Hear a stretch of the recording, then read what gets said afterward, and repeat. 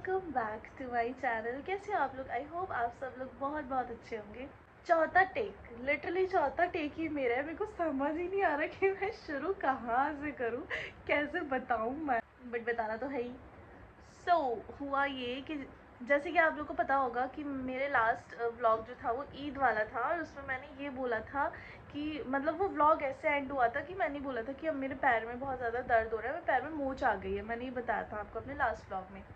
तो उसके बाद ईद मतलब वो दिन हमारा बीत गया। उसके बाद फिर मेरे को नेक्स्ट डे दिल्ली जाना था, ठीक है।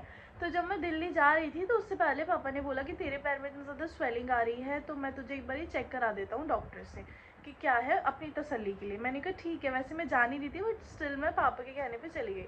अब वहाँ जाके हुआ मेरा एक्सरे, और एक्सरे में आया हेयर लाइन फ्रैक्चर।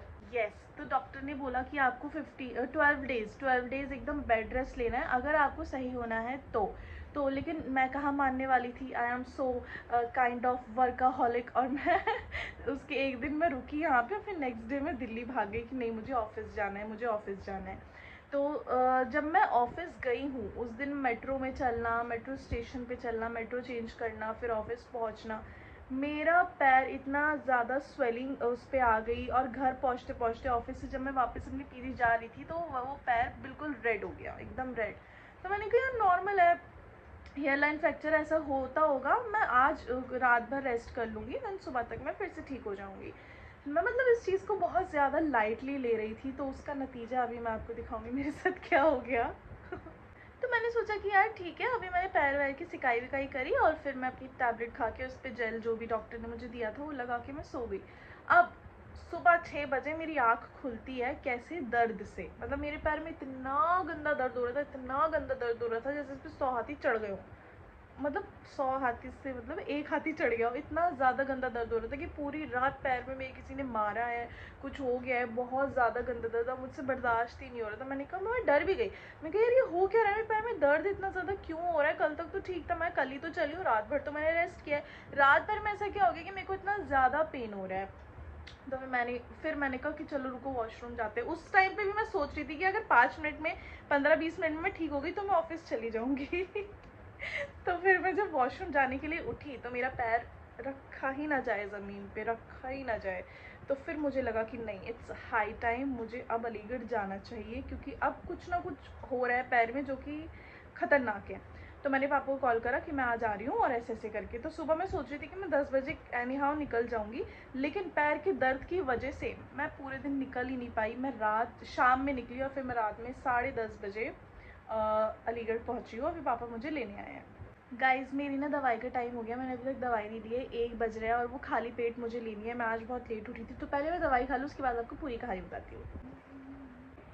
ये जो छोटे छोटे कैप्सूल्स होते हैं ना, ये वाले ये मेरे फेवरेट होते हैं। मतलब दवाई तो किसी की फेवरेट नहीं होती, बट दवाइयों में अगर मैं कुछ खा सकती हूँ तो मैं बहुत आराम से खा सकती हूँ, क्योंकि कड़वी ही होती है।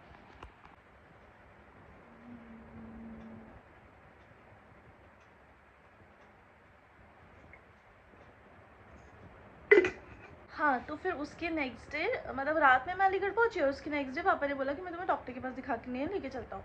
तो फिर मैं डॉक्टर के पास गई और उसने बोला कि अब तो आपको चढ़ेगा प्लास्टर, वो भी 40 डेज के लिए।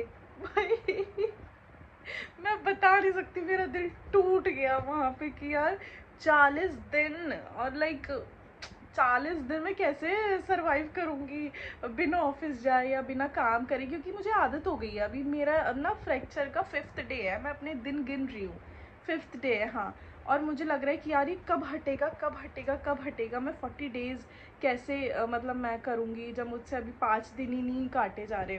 बट ऐसा भी हो सकता है कि प्लास्टर पहले भी हट सकता है, ज़रूरी नहीं कि 40 डेज़ रहे। तो बस मैं यही दुआ कर रही हूँ कि मैं जल्दी से जल्दी रिकवर कर जाऊँ और ये हट जाए यार, और मैं बस ठीक हो जाऊँ, क्योंकि इस प्लास्टर से ना मुझे बहुत ज़्यादा इरिटेशन हो रहा है। मेरे को फर्स्ट टाइम ऐसा कुछ हुआ है, इससे पहले मुझे कभी कुछ ऐसा हुआ ही नहीं। और पता है मेरे साथ क्या हुआ है? मेरे साथ ये हुआ है कि हम कोई मूवी नहीं देख रहे होते या कोई सीरियल देख रहे होते हैं, उसमें सब कुछ बहुत अच्छा चल रहा होता है और बहुत प्यारी लाइफ, एकदम परफेक्ट लाइफ जिसको बोलते हैं, वो चल रही होती है कि फाइनली जॉब लग गई और जॉब पे जा रहे हैं और अच्छा अच्छा मतलब वहाँ पे आपकी रेपुटेशन है और सब कुछ बहुत अच्छा चल रहा है, और उसके बाद कुछ हो जाता है। और मेरे साथ हुआ है ये। ये हुआ है मेरे साथ। यस, यहाँ तक है पूरा मेरा प्लास्टर। मतलब आप समझ रहे हो मैं क्या कह रही हूँ कि जैसे हम कोई मूवी देखते हैं ना तो हमें उसमें लगता है कि यार सब कुछ कितना अच्छा चल रहा है, अब तो कुछ ज़रूर होने वाला है, किसी विलन की एंट्री होने वाली है, ये कुछ तो होगा और फिर कुछ ना कुछ ट्विस्ट आ जाता है। ऐसे ही मेरी लाइफ में ये ट्विस्ट आ गया, सब कुछ परफेक्ट चल रहा था, सब कुछ अच्छा चल रहा था। उसके बाद पहले यार मैं ना कुछ खा लूँ क्योंकि मेरे को बहुत तेज़ भूख लग रही है। ऐसा नहीं है कि मैं बिल्कुल भी नहीं चल रही, लाइक वॉशरूम में जा रही हूँ, पर बहुत थोड़ा सा प्रॉब्लम तो होता ही है, बट मुझे उम्मीद है कि मैं जल्दी ठीक हो जाऊँगी। बात बताओ, जब मुझे पता चला कि लाइक 40 डेज़ और मे बी 3 वीक्स के लिए मेरे को प्लास्टर लग गया है और अभी नहीं हटेगा, तो मैं बहुत ज़्यादा शुरू में ना पैनिक हो गई थी कि यार मैं ऑफिस कैसे जाऊँगी, मैं कैसे काम करूँगी, मेरा कितना ज़्यादा लॉस हो जाएगा। 2 दिन तो मैं बहुत ज़्यादा डिस्टर्ब रही, और जो कि नॉर्मल है यार, कोई भी इंसान रहेगा। लेकिन फिर मैंने सोचा कि ठीक है, जो होना था वो हो गया। अब हम ये कर सकते हैं कि हम इसको बस ठीक करने में अपना टाइम लगा सकते हैं, और मे बी इससे ज़्यादा बुरा भी हो सकता था यार, कुछ और हो जाता तो फिर मैं क्या कर लेती। अभी तो सिर्फ हेयर लाइन फ्रैक्चर है, हो जाती से ठीक हो जाएगा। तो अब मैंने ये सोचा है कि जितने भी टाइम मैं अभी घर पर हूँ और मेरा फ्रैक्चर ठीक नहीं होता है, उस टाइम में मैं अपनी सेल्फ केयर करूँगी, अपनी स्किन केयर करूँगी, अपना हेयर केयर करूँगी, और घर का खाना खाऊँगी, और अपनी डाइट पे भी ध्यान दूँगी। क्योंकि मैं बहुत टाइम से लाइक 2 साल हो गए मेरे को घर से बाहर निकले हुए, और अनहेल्दी खाना और पीजी का फूड और ये वो, धूप में निकलना, बालों की केयर ना हो पाना, तो अब वो सब अब हो जाएगी। तो मैं इस टाइम को इंजॉय करने वाली हूँ, और आप लोगों के साथ शेयर भी करूँगी कि डेली मैं लाइक अपनी लाइफ को कैसे, क्या कहते हैं, व्यतीत कर रही हूँ, कैसे मैं अपनी लाइफ को स्पेंड कर रही हूँ। आप लोगों को क्या करना है, आप लोगों को जल्दी से दुआ करनी है कि मैं जल्दी से ठीक हो जाऊँ प्लीज़। पता है लोग क्या सोच रहे होंगे कि पैर तुड़वा के बैठी है, और जब भी इतना ज़्यादा हंस रही है, तो मैं और क्या करूँ, मेरे पास कोई और ऑप्शन है नहीं है। इतनी ज़्यादा बकर बकर मैंने करी है, तो मुझे भूख लग रही है, तो कुछ खा लेते हैं। आपको पता है मैंने कल एक नया ब्लेंडर अपने लिए मंगवाया है, ताकि मैं उसे पीजी ले जा सकूं, क्योंकि मुझे बहुत ज़्यादा आसानी हो जाएगी उससे। तो मैंने वो कल मंगवाया, तो कल उसकी अनबॉक्सिंग करी, तो आज उसमें कुछ बनाते हैं। वैसे तो मैं ज़्यादा चल नहीं सकती, बट स्टिल 2 मिनट में बचे। हाँ,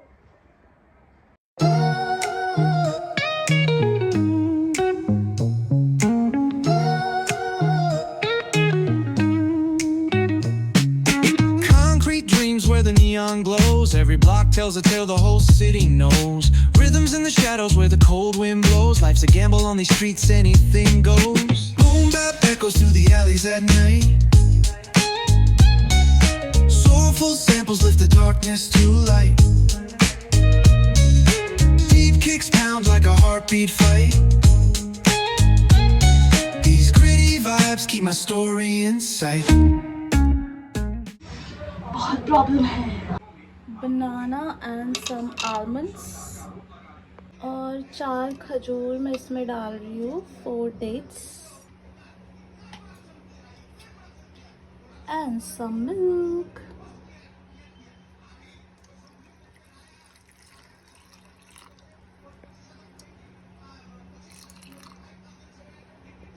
इसके बाद इसको इसके ऊपर से रखने का है शायद, यस बन गया। मुझे इसका बेस्ट पार्ट लगता है कि आप इसको इसमें ही पी सकते हो।